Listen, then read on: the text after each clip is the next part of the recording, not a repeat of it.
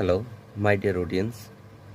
Welcome 5 preposition and 5 idioms every day. Number 1.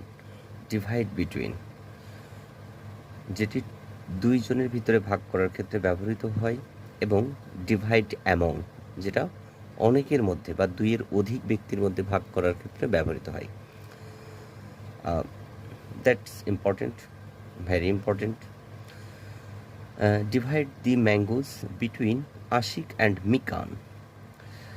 এই আমগুলো ভাগ করে দেওয়া হলো আশিক এবং মিকানের মধ্যে। Due to, then due to মানে কারণে, হিজ অ্যাবসেন্স তার অনুপস্থিতি, ইজ ডিউ টু ইলনেস অসুস্থতার কারণে, অসুস্থতার কারণে তার অনুপস্থিত। ডাল অফ মানে বোধ শক্তিহীন, হি ইজ ডাল অফ আন্ডারস্ট্যান্ডিং, হি ইজ ডাল অফ আন্ডারস্ট্যান্ডিং তিনি বুঝতে অক্ষম।